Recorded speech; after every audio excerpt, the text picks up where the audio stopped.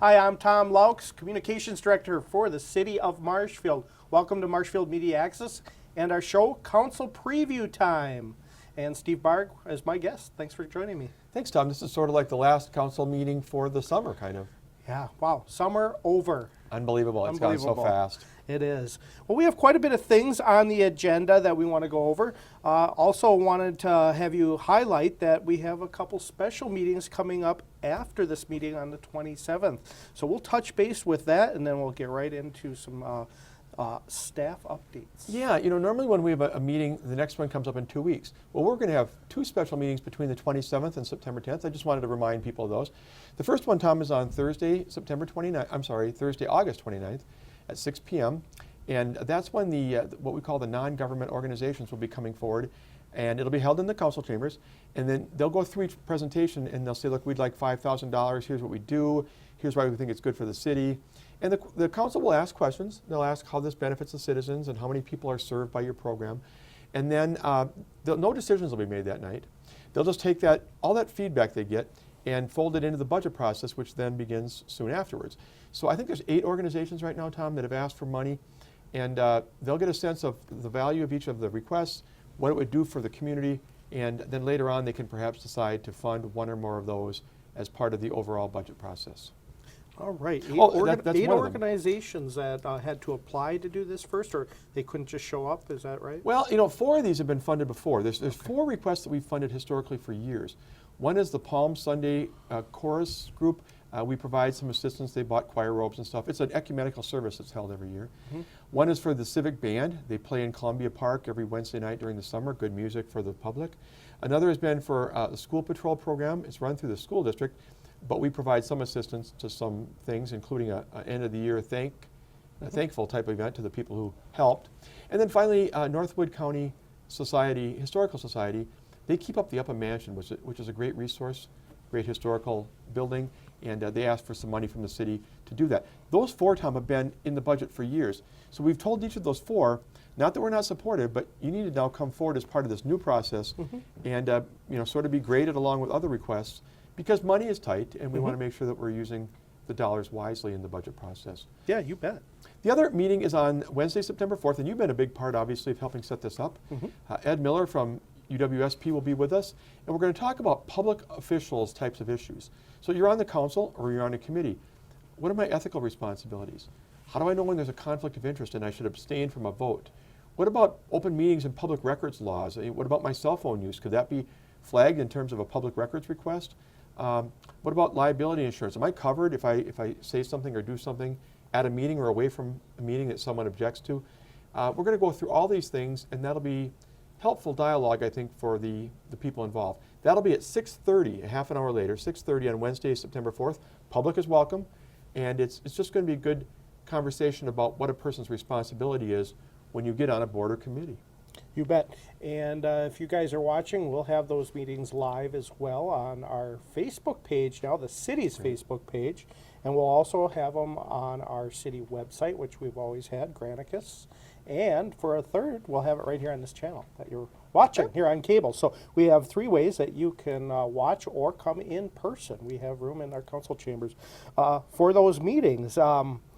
Let's get right into the staff updates. And there was, I believe, a response or maybe a citizen comment. Is that right, about a potbelly pig? I'm not totally sure on that. Yeah, and one of the interesting things, and the reason I wanted to talk about it briefly, Tom, is this came from someone walking right up to the podium, no pre-announcement of it, and he just said, look, Council, I want you to consider this because I want to have a pot-bellied pig on my property, and I'm told by the ordinance officers that's not allowed.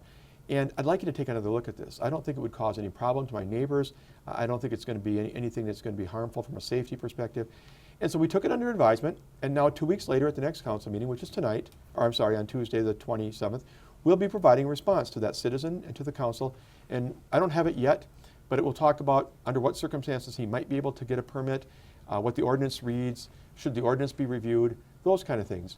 So I want it to be an encouragement to you, if you're watching us right now, that you can do that. You can actually walk up to the podium, give us your concern, and we'll take it under advisement, and we will get back to you at some point. Your concerns are heard. Well, it's a good thing that they came out right away before going that route. Yeah. There's an ordinance out there on our website. Anybody can read those, right? To Yeah, tell you what. It's in chapter 9, and Okay. it's there, and it talks about, under what conditions you could have certain animals on your property. And pot-bellied pigs, I mean, it's something a lot of us don't even think about. When you started talking, I thought, boy, there's a question I never thought about. And, would that cause a problem? Would it be allowable under any circumstance? So, we do get questions that sometimes you can't expect, but we do follow up on them. All right.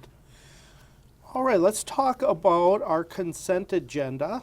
There's quite a few things on here, but we highlighted a few items to bring out in this discussion. Cemetery management agreements, that was discussed in one of the committees, I believe, and that will be in our consent agenda. What's that about? Well, the Board of Public Works gave a thumbs up to this, Tom, on the 20th or the 19th of August. A lot of people think that the cemetery is entirely the city's, and the city does manage and oversee all that cemetery property. But the Hillside Cemetery is the city's portion, and then the Lutheran and Catholics both have their own cemeteries that are within that same complex. So every few years we take a look at a contract where we say, look, why have 3 people coming out here with all their equipment and trying to take care of it? Why don't we have the city do it, but then we're going to charge you for your portions? So what we have in front of us is the fact that the current 5-year contract is ending at the end of this year, and the Park and Recreation Department has met with the Lutheran and Catholic representatives, and we're all recommending an increase of 4.5% per year for each of the next 5 years. So we would sign a new contract, Tom, from 20 through 24, and each year that contract would have a 4.5% increase in what the city recoups from those other bodies to do all the upkeep of the property. And if you look at, I think I actually put in what I gave you, it tells all the things we do, what are we actually giving them. It talks about plowing snow, opening and closing graves, mowing around the headstones and the grave sites, all these types of things that we do that are worthy of that fee that we ask from them. And they've always been very good to work with. So it sounds like they're amenable to the 4.5% increase as being reasonable, and we hope that the council will be satisfied as well. All right, so Justin Casperson, our Director for Parks and Rec, is really ahead of that piece, and he has some of his staff over there doing what you say here, right? Is that how that works? Yeah, Okay. yeah. And again, my main point wanting to bring this up today is the fact that some of that cemetery property is not really the city's per se, but we have a great relationship with the other folks to take care of it in a way that Right. looks very crisp. But it helps. We're asking for a fee. It's not like we're doing this for nothing. For nothing. Yep. And So- people, when people pay their taxes, they want to make sure that, hey, wait a minute, are you using money wisely? Should others be paying these costs? The Lutheran and Catholic cemeteries are paying their fair share of the upkeep. Yep. Totally see that here. So we have something also under the Finance, Budget, and Personnel Committee, and we are taping this on Wednesday, just so you guys know that, August 21st. And Yes. we met last night about this Finance, Budget, Personnel on the 20th. RFP for health and long-term disability insurance. That's really important. That's for the employees, correct? Correct. And the long-term disability has been something that's fairly stable over time. We've worked with a company called Lincoln Financial, but it's always good to go look out and see what's out there. Maybe there's a better deal out there that we could find from another company. The bigger one, Tom, is the health plan. And I guess I want, again, the public to know that the city is very careful in terms of looking at alternatives. We've been with Security Health Plan for a couple of years now, and they're a good company locally here in Marshfield, but there's other providers out there, and we all know what's going on with health insurance. Costs are going up. As a result, deductibles are going up, co-pays. And a long time ago, cities and villages really didn't have their employees paying a whole lot for health insurance, and the public would get a little irritated by that. We've been increasing right along with the private market, and so we're making sure the employees are paying their fair share, but we're looking at anything we can do to control costs. We've been working on wellness initiatives and other things, and we want to make sure that we're trying to keep the costs down. So this is going to be a request out there saying, look, anybody interested, give us a bid. We spend $3 million a year on health insurance, Tom. That's a big part of our budget. So give us a proposal. What would you propose to offer for us that would meet these criteria so that the employees get fair coverage that mirrors as closely as we can what we have today? And let's compare and pick the best option for the city. Is this something the city has to do on a yearly basis, or or just looking because of the rise of cost? Yeah, it's one of those things that we just do to be prudent. Okay. There's no state requirement or city code. The same thing applies with our assessing contract or our contract to have banking services for the city. It's prudent, and some of our contracts are staggered, Tom. There's no defined period of time when we go out for health insurance bids, but after every couple of years, it makes sense to find out. It's a fast-changing industry, and to see, is Security Health the best deal? Is somebody else a better deal? So that we can tell everybody, including the citizens, that we're getting the best bang for the buck. All right. Well, we'll hear what that's all about on Tuesday. Planning Commission, that met last night as well. And we're talking about a conditional use permit. I guess explain what a conditional use permit is first before we go to 205 East 3rd Street. I don't even know what a conditional use permit is. Well, there's permitted uses that you come in, you want to build an industrial plant in the industrial park, you're in, as long as you meet the codes. There's prohibited uses, you want to build that same industrial plant in a residential area, it's flat out prohibited. Then there's the middle ground called conditional uses, and that's where we say, this use might be okay in this district, but what about parking? What about traffic? What about noise? What about impacts on the surrounding properties? We look at all those before we decide whether it's acceptable. And this is a request from the Wesley United Methodist Church, and I think we all feel so bad for them. We have for months of that fire that took place. They're near the corner there of 3rd and Maple Avenue. And but they've been in the rebuilding process. They want to rebuild in the same location. We had a rezoning recently because they wanted to combine 2 parcels.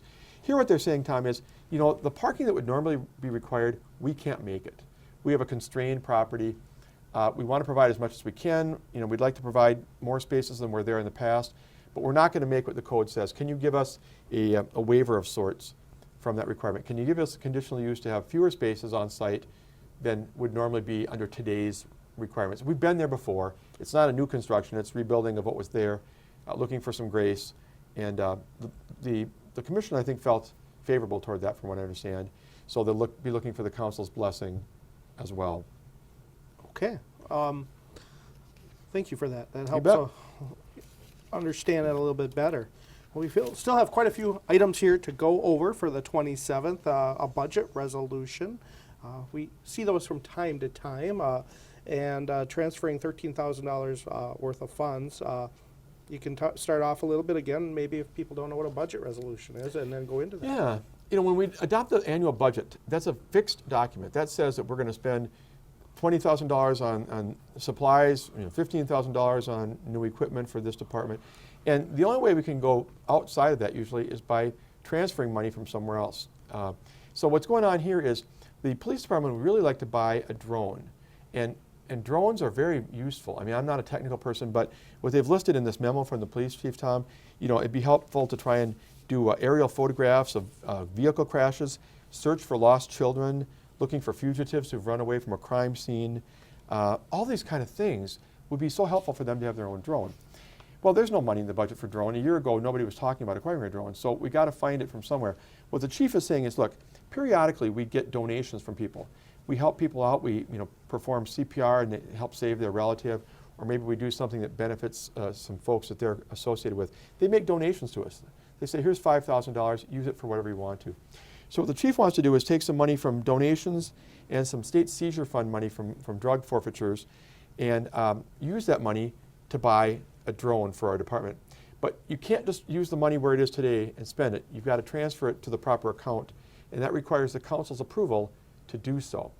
And the Finance, Budget, and Personnel Committee was favorable toward this, and I think the council maybe, but they may ask some questions about the use of those monies and whether this is the best purchase. But I think when you look at what they would use it for, those scenes are very difficult to manage, and having something overhead that can give you that visual is very helpful. Yeah, most definitely. So. And if you guys are listening here to us about the drone, I covered it at the Police and Fire Commission last week, I believe, and the chief talks about it. So you can catch that also on all our platforms, Facebook. We run it also throughout the week on our channel 991 as well.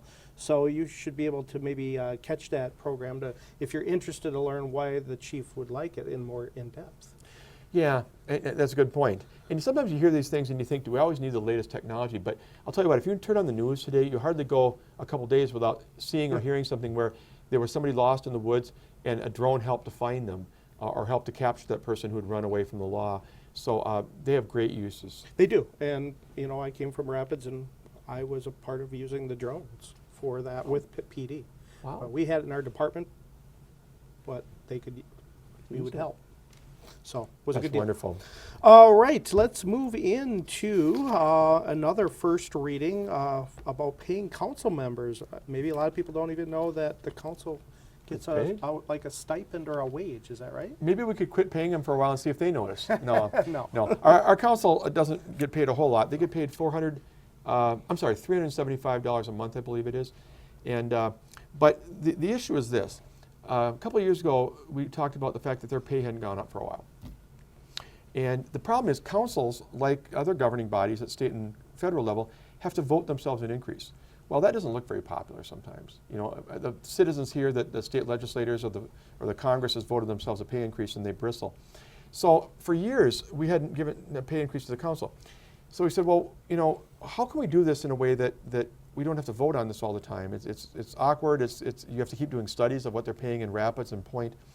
So in 2016, Tom, the council said, going forward, let's just tie it to whatever increase the non-represented employees get. So if people like you and me get 2%, for example, then let's just have it built in that the council would also get 2%. That way we don't fall behind all these other communities.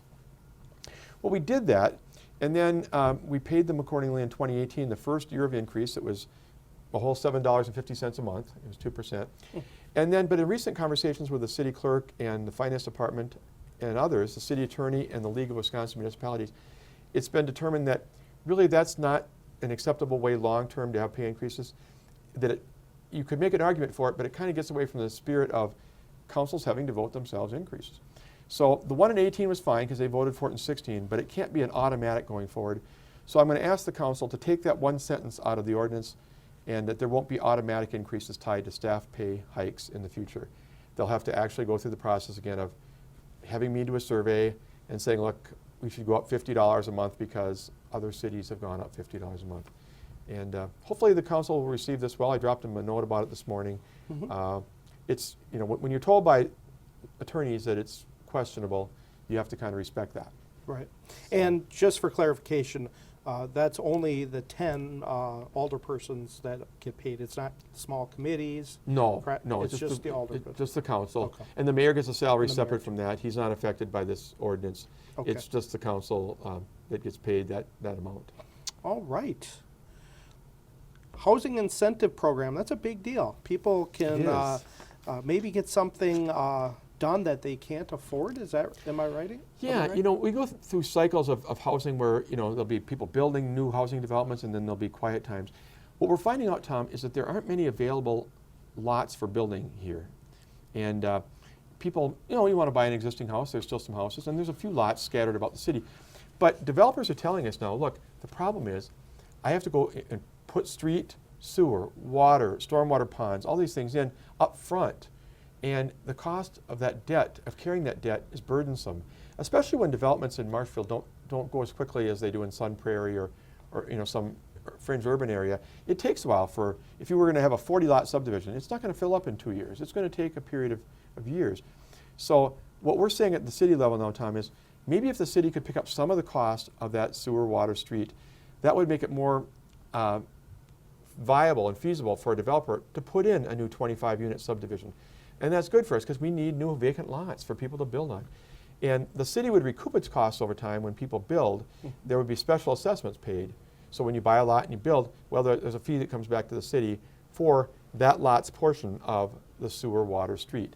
But at least it incentivizes developers to build new residential subdivisions. Okay. Something we're not seeing right now. No. So just so I have it clear and our viewers are understanding it as well, you said the assessment will come back to the buyer of the house or the city? No, the city. The city. So Okay. if the city puts in, let's say it's $1 million, and the city puts in half of it, $500,000 of the cost of the street, sewer, water, whatever.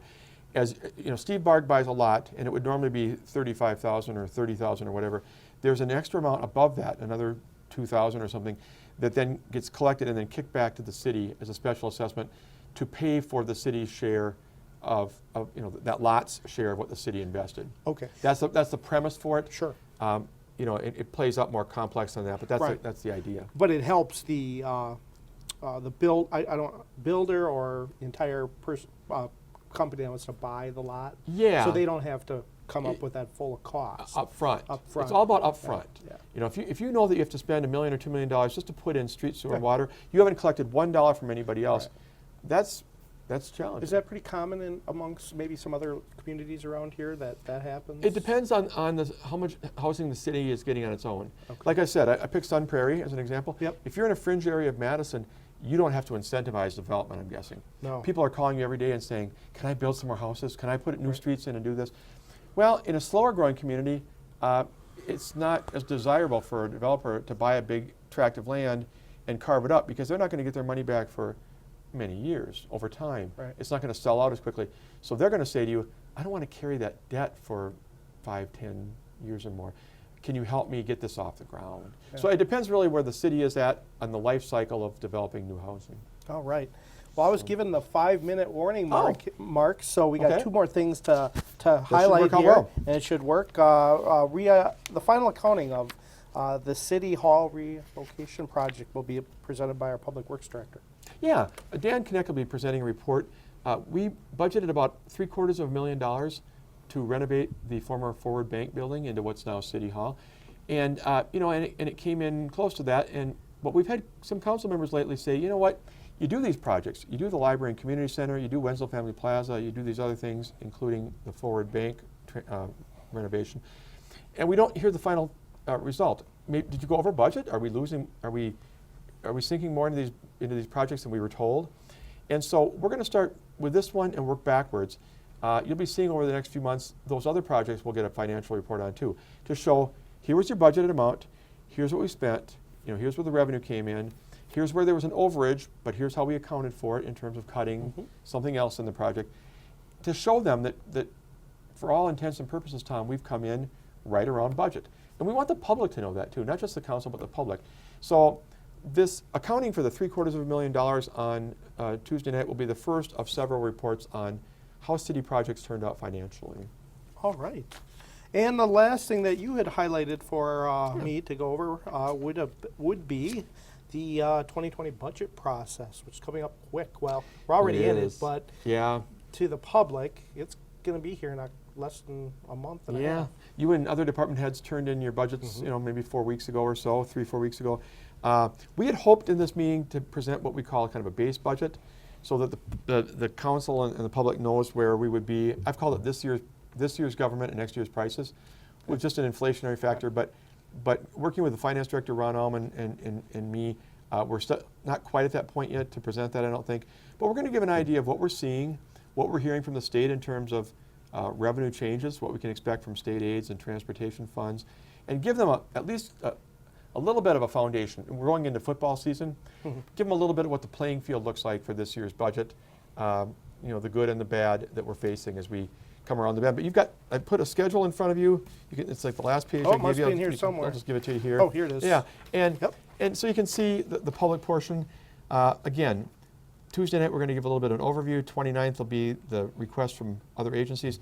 And then it really kicks into high gear from the public portion on Monday, October 14th, with the first of 3 budget meetings with the council, where we go through and say, look, here's what we got. Do you want to see more spending? Do you want to see more cut? And I want the public to be involved. And one more plea before we wind up this program, Tom. If you're watching us, please, please, please hear this. I think we've said it before. Don't wait until the budget meetings to weigh in. Send me an email today, tomorrow, contact the mayor and say, look, I'm concerned that you're not spending enough on parks, or I'm concerned that my taxes have been going up the last couple of years. Whatever your thoughts are on any side of the aisle, weigh in as early as possible. We copy those emails and we tell the council about those comments. They consider those very seriously. And the council is the final vote, really, to make this a go. They will. They could say no or pull things, and we would have to figure it out. But there is a certain deadline we have to meet, right, with the state? There is, and our budget will be wrapped up in late November. Ultimately, we have a public hearing and adopt the budget, and then we have about 2.5 to 3 weeks, Tom, in which we get the tax bills prepared and sent out to the public in mid-December, and then people can make those payments. But really, I can't say this enough. So many people I talk to, well, I can't talk about, if I want them to spend on this, I don't know what to cut. You know, you don't need to know the whole picture. Just tell us what you're thinking. Yeah, just give you a call, or the mayor, or The mayor, me. or even, I suppose, a council person if they want, right? They could do Absolutely, that. your council person or Yep. somebody else, or just go on the website and you'll find any number of contact information. All right. Well, we're out of time, Steve. Okay. 2 weeks, again, we'll be meeting and talking about our council agenda. We won't talk about the special meetings in our. Probably not, no. But we will have another council agenda coming up in 2 weeks. School should have started by then. It's after Labor Day. Wow. So hopefully our summer lasts through October. And The weather, yes, absolutely. yeah, weather. The summer won't last, but No, but the weather. the weather it'd will. be Yeah, nice. good point. Yeah. I wish we could make it go longer, but Fall is such a beautiful time of year, but sometimes even that goes too quickly and we dovetail into winter. exactly. All right. Well, thank you for watching our council preview with myself, Tom Laux, Communications Director, and our City Administrator, Steve Barg. And we'll catch you next time on the council preview program. Thank you.